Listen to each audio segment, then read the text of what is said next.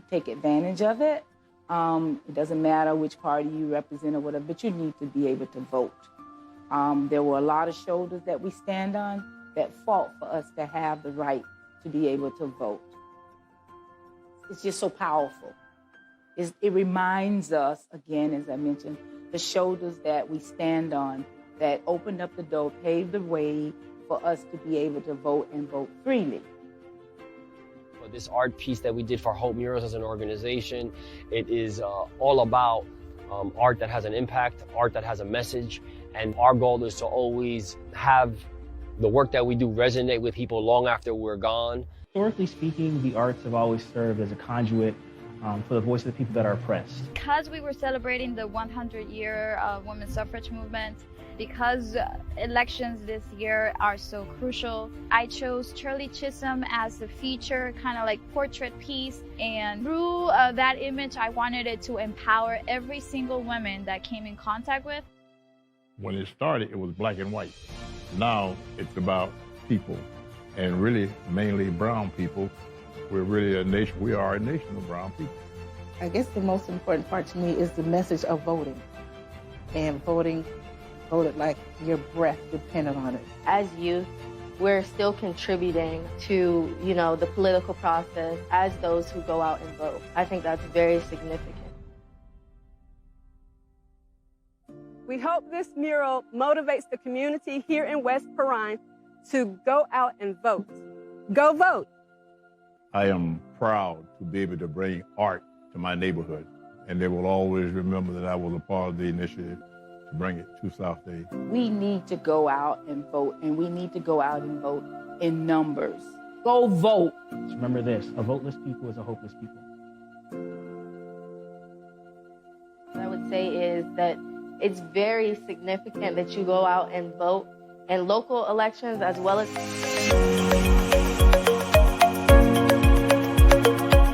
Hello, everyone. It gives me great honor to introduce two very special guests today on Exposure Spotlight Magazine talk show, where your voice matters.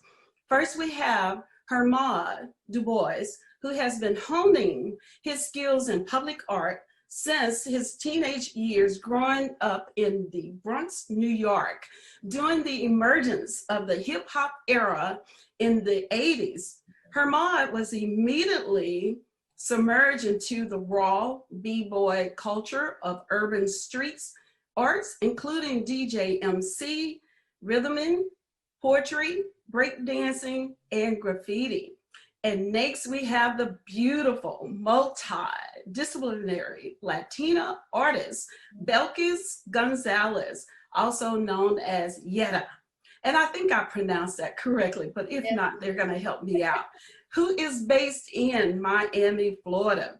She got started at the age of 10. Look, everyone, help me to welcome our very special guest on today. How are the both of you doing? Very good. Blessed. Thank you for having us. Here. Oh, you're more than welcome. You're more than welcome. Look, like I said, so look, I want to talk about, first of all, can you guys tell me what is your nationality? So I am originally from Venezuela. Oh, okay. Yes, I have a very interesting mix, but born and raised in Venezuela. My mother is Cuban Dominican, and my father is Venezuelan Italian. So essentially, I'm a mutt, but proud. Yeah. So tell me this. So you're in Miami, Florida, right now, correct? Yeah. So what is the difference between Venezuela and Miami? Would you say there's much difference there?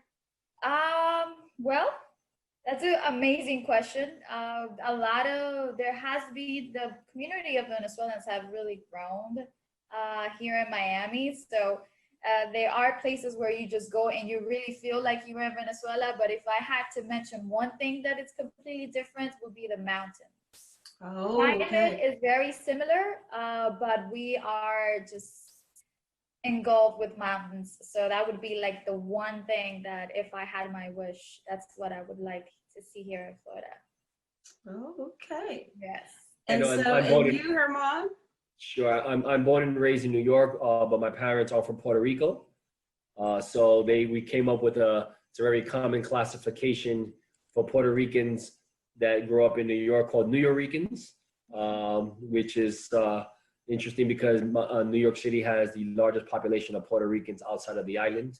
But as a New Yorican, first generation, English was my first language, even though my grandmother, who only spoke Spanish, lived with us. And so we also created what's called Spanglish, where half our sentences are in English, half of them are in Spanish. And so we create our own dialect. Oh, wow. How awesome is that? Well, once again, I am elated to have the both of you on Exposure Spotlight Magazine talk show. So we want to get, discuss basically the purpose and the reason why we are having a conversation with the both of you. So from my understanding, you are a part of the NAACP, correct?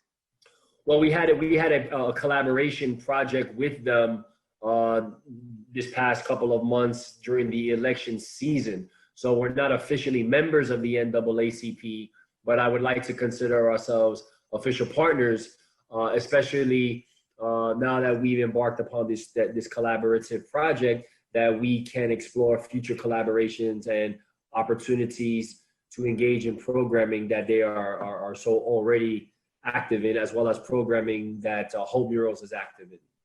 Okay. Now, so let's talk about the murals. First, I want to get on the topic of the voting, because you guys did a voting mural. Now, we know the importance of voting, and actually a lot of people really did their part this year because we really needed them to do that.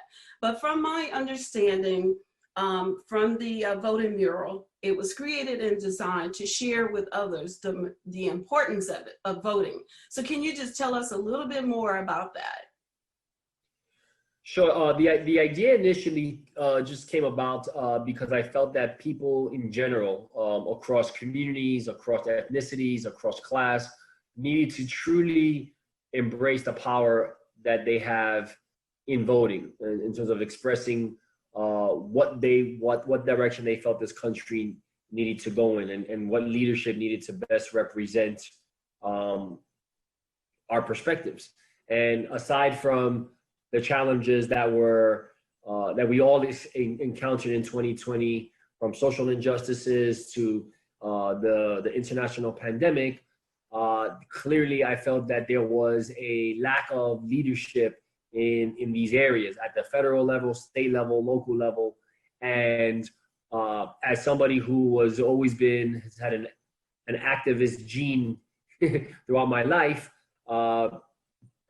I saw the opportunity to use art as a platform to just sort of motivate and mobilize folks to take heed in the fact that your vote matters. And we weren't about endorsing a candidate or endorsing an agenda, but that you made it your business to make sure you were registered, and then make sure you participated in your local and state and national elections. With that said, the idea of creating a mural came to be, and the idea to present those to different organizations that would partner with us. The original vision was quite ambitious. The idea was to have multiple murals happening throughout the city of Miami and maybe the southern part of South Florida, and because of my network in other cities and other states in the country, I actually shopped the concept to other communities. And so the NAACP and Pam Io, who was phenomenal in sort of being a liaison for us, really was one of the first groups to sort of run with the idea. And then the process went from there. Okay, well, look, that is so awesome. Now, the HOPE murals, what is the difference, would you say, between the HOPE and the voting? Well, I mean, I pretty much understand somewhat, but I want you to explain, because that's pretty much the name of the organization, is HOPE Murals, right?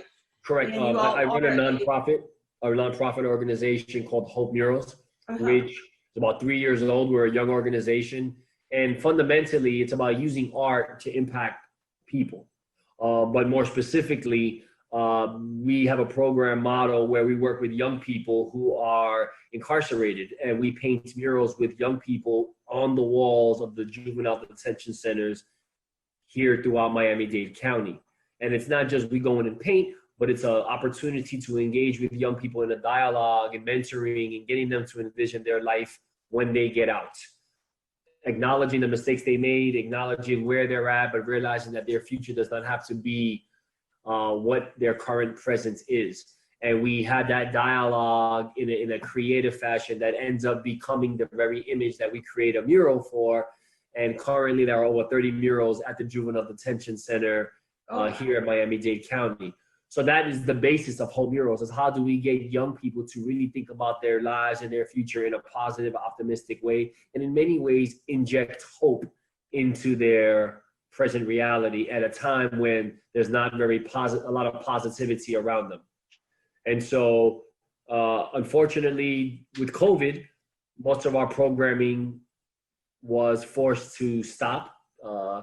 All access to these institutions were shut down, and we weren't able to facilitate our programming with the young people.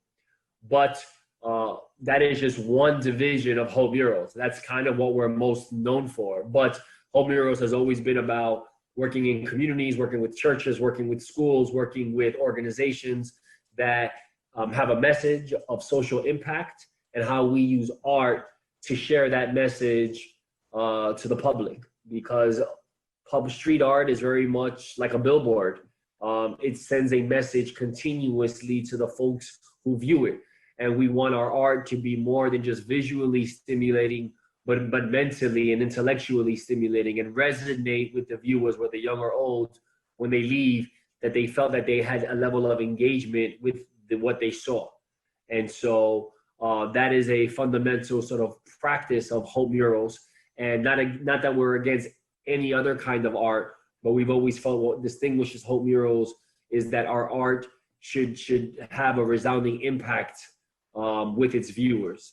And that's something that I look for intentionally when I seek out artists to feature for various projects. And so Yera has had the opportunity to not only sort of understand the essence of the meaning, but then take it to a whole other level with her art and showcase that on multiple walls that I've had the fortune of working with her with. Okay. Now, so your inspiration, what actually inspired you to establish the nonprofit organization HOPE Mural? There has to be something behind that. Sure. It's simple. 3 years ago, Hurricane Maria occurred, which I'm sure you were very familiar with. Yes. And it devastated the island of Puerto Rico, which is where I'm from and have family there that lost everything. It happened in September, and I recall it being late October, early November, and feeling upset about the fact that there was no longer any media coverage talking about the struggles that still continued in Puerto Rico. And I knew, because I had family that were still crushed, not knowing what they were going to do. And so I was able to mobilize about 20 artists that constructed a collage of murals in Miami to raise awareness and raise funds for an organization that was in Puerto Rico that consisted of U.S. veterans that were doing disaster relief work in areas remote to the island that not even FEMA was getting to. Mm-hmm. And so using art and this initiative became known as Puerto Rico Hope. And we raised $20,000 for this local nonprofit. And we received a lot of media coverage here in Miami, and it was a hit. But that's all it was. It was a project that took about 7-8 weeks of a lot of artists working on pouring into this mural. When it was all said and done, folks asked, well, what are you going to do next? And I really hadn't thought about it. But that was the inspiration, what led to using art in a way to make a political statement, to have a social impact, and HOPE Murals was born. And a couple of months after that, I did the necessary paperwork, applied for the 501c3 status of the federal government. And months later, We were a nonprofit organization that started in the juvenile detention centers. And in the same way that I looked at how we could inspire hope through art to raise money for disaster relief in Puerto Rico, as a former high school teacher, I knew that art could be very impactful with young people, whether it be music, dance, the visual arts. And so it was an immediate sort of like divine calling to birth Hope Murals. And from there, just make that my full-time passion. Okay. So really, basically the Hope Murals and the Vote Murals is a message for walls for a change. Is that it? So can you go into details about that? The Vote Mural was one project that Hope Murals sponsored. Hope Murals is the organization. We're the umbrella organization that curated and wrote the proposal and raised the funds and did all the logistics along with the artists to facilitate the Vote Mural.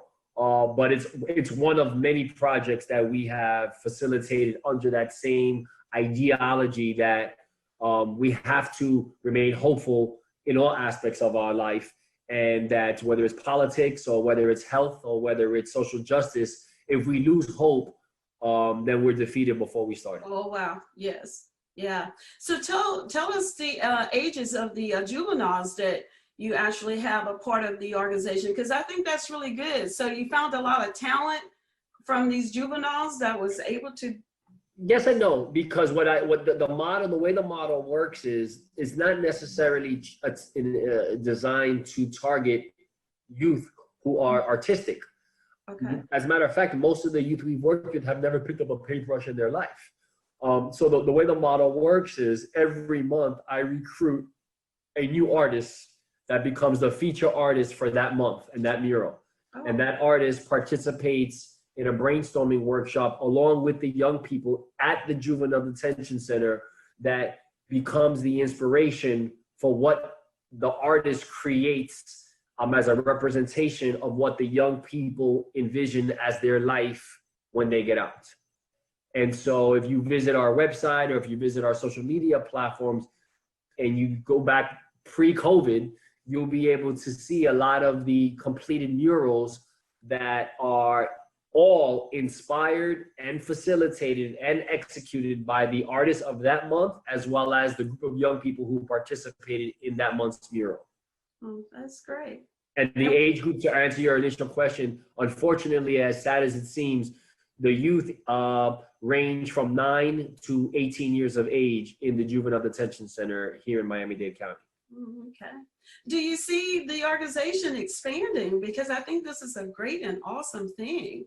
So do you see? To be honest with you, that has always been the expectation and the desire, because, for example, in the state of Florida, there are 23 juvenile detention centers, of which we're in the largest one here in Miami-Dade County because of the obvious census in Miami is higher.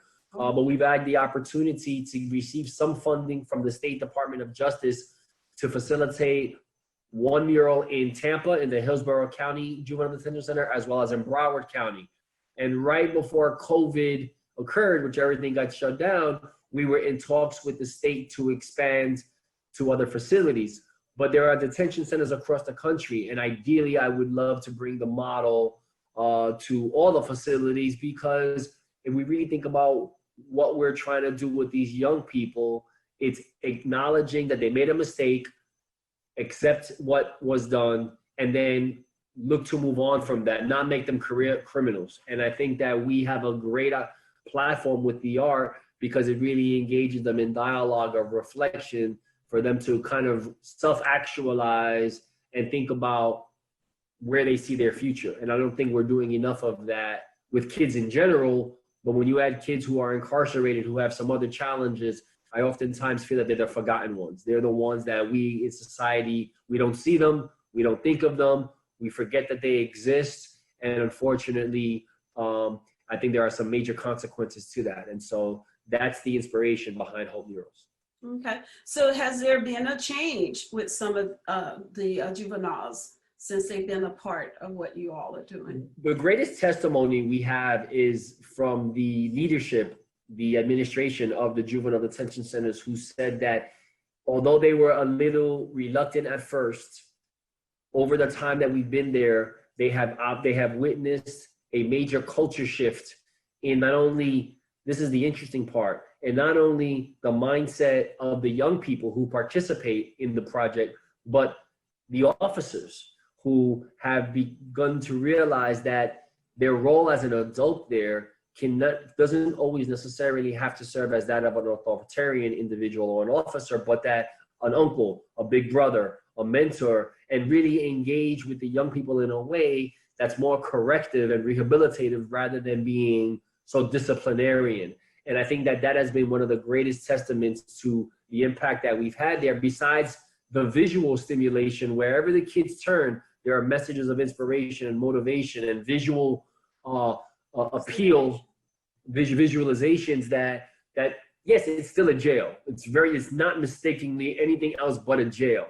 But at least it's gone from that institutional look to this artistic creativity that while they're doing their time there, hopefully it resonates. And don't forget, you have kids who participate in the program and many who don't. So for the kids who don't, there's a message that occurs because the kids who do participate become ambassadors of that particular mural. And they become the spokespersons. And Yera has actually had an opportunity, unfortunately, to work with the girls who are incarcerated and have dialogue and exchange with them. And it's incredibly hard emotionally to see a 15-year-old kid who realizes they were in the wrong place at the wrong time and are now locked up trying to navigate their life from jail. Yeah, we would need a whole episode. That's a whole separate dialogue just to talk about that program. That experience and to kind of, invite all of your viewers and all of your listeners into what it is like for a kid, because these are kids. Whether they are 18 or not, they are still kids, and they are a victim of their circumstances after all. So it is definitely, as I said, a whole different episode, but working with HOPE Murals in this specific environment is what gave me an introduction to what being an artivist is, which means as an artist or as a creative, you don't necessarily need to know how to paint, but just having that creativity, activating your creativity to deliver a message makes you an artivist.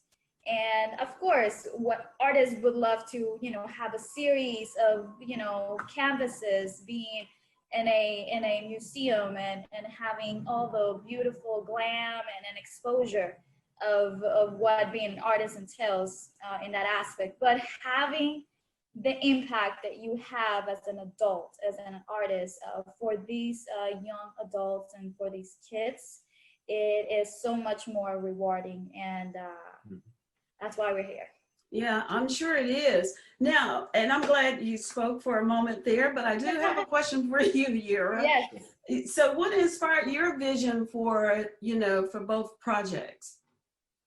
Well, it's, to say the least, these elections, we know how controversial and crucial they were, right? And for some, it's still kind of controversial, although we have already passed that page. Yes. And when he brought up the idea to me that that Herman had to create the series of murals, I was like, you have to put my name on at least one of them, because I was extremely motivated. I feel that this country this year alone, from the pandemic to, government issues to social issues, has boiled up these whole roller coaster of emotions.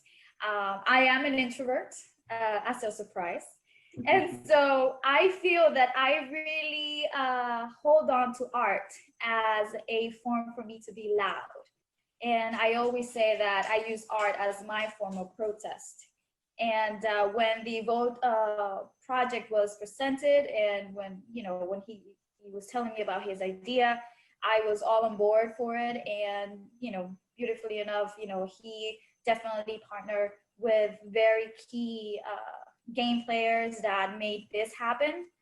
And what really inspired me is the desire to kind of a sort of contribute a grain of, how do you say that? A grain of sand to this huge pile that it's so important, you know? Encouraging people to vote is not just saying, oh, did you vote? Or it's like, no, let's make a mural out of it. Let's have people on the site registering to vote. Let's have those difficult discussions as to why your vote does matter, although some people might feel it doesn't matter because they have voted for years, and you know, unfortunately there are situations that are still the same.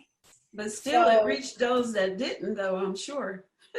Definitely. And I think she's being a little modest because although I had the conceptual idea of how the art element could be this factor in a community, any community, that people would view the message, and if we did it in a timely fashion, there was still time for people to register. And you know, one thing about street art is that it's a place of engagement. It's a place of where people congregate. It's a place where people ask questions, and you can have these kinds of dialogues when normally you wouldn't happen if there wasn't any art on the wall for people to stop and look at, right? But she took the concept and just elevated the game to the visual element.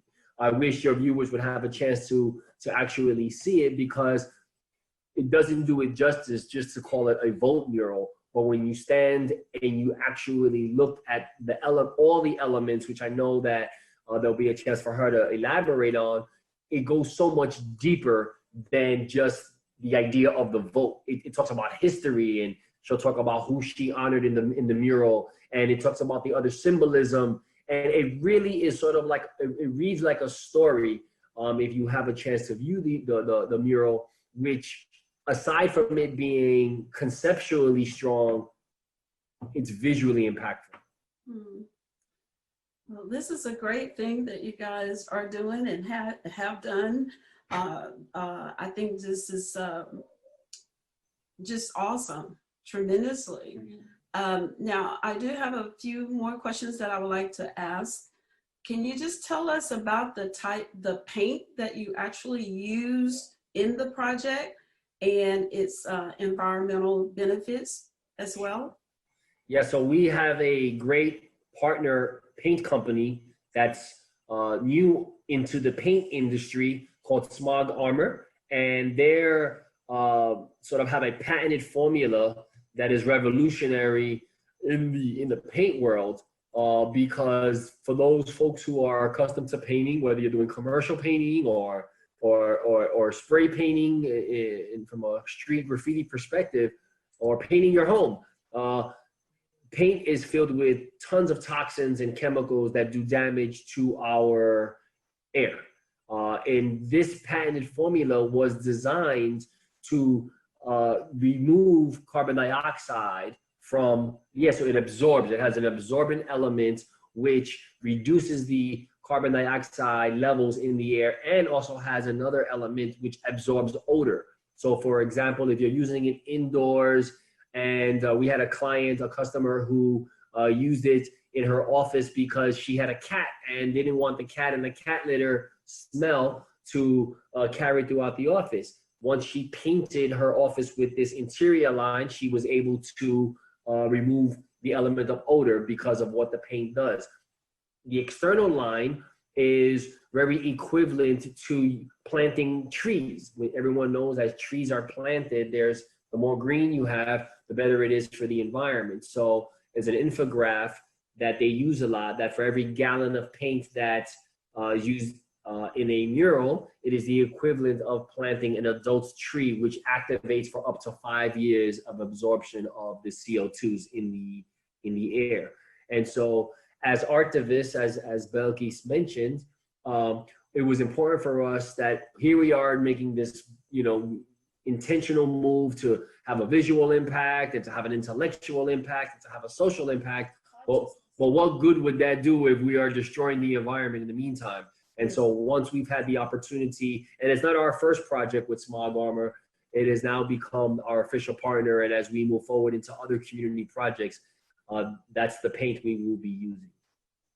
All right. Well, look, I really enjoyed this conversation with you all and the information that you have shared as well. Now, if there's anyone that would like to make a donation towards your organization, how can they reach you? You want to talk about? Well, for the organization, you would just everything at Hope Murals, whether it be the website, YouTube channel, Facebook, Instagram. And that's exactly where the help is needed. Any donation would just acceptable. Not only acceptable, it would just making an impact. And just for the record, it was through community donations from individuals and small groups that made it possible for us to facilitate the Vote mural in collaboration with the NAACP. It wasn't like we had a whole lot of resources.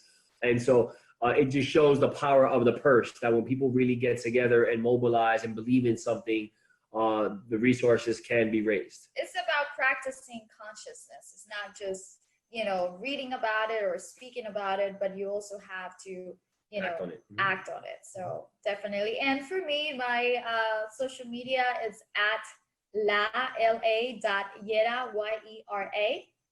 That's where you will find me on Instagram. Okay. So definitely very happy that you decided to, bring some attention to what we are doing in the community. And just like us, there are many other organizations as well that are trying to mobilize. And so to me, I always like to encourage people to be familiar with the nonprofits in your area. Look at what they're doing, what they're doing in the community, and volunteer and see how you can get involved and help. Yeah, that is so true. Well, definitely we will put your information on the at the end of the screen here so that people can have your information. And we're not locked into Florida. We will travel to Louisiana. We have a project in Atlanta coming up, Montego Bay, New York. So we are mobile. Oh, good. Well, that is awesome. That's really good to hear.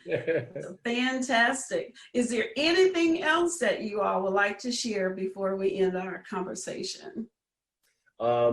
No, just thank you for having us. Let's hopefully Georgia works out, and these next 4 years will shift in the favor we needed to shift for, and support your local artists, get involved in the arts. And continue to be blessed. Thank you. Yeah, thank you. Thank you. And again, happy New Year's to you.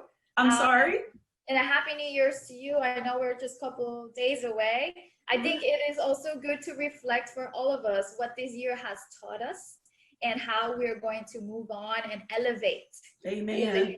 Everything when it comes to, for the next years to come. So yes, definitely stick around and see what we're going to be up to for the next year. Yes, I agree. Once again, thank you so much for being a part of the Exposure Spotlight magazine. You all have heard from Herman Dubois and LaYera of Hope Murals Incorporation. So if you all would like, those that are listening, if you would like to make a donation or even like to speak with them, I will have their information on the end of the screen, or either you can contact me and I would definitely give you their information, because I really believe that this is a great thing that they are doing. And thanks so much for being a part of Exposure Spotlight magazine, because your voice matters. Yeah. You all have a blessed day and happy New Year's. Happy New Year. Take care. Bye. Bye-bye. Bye-bye.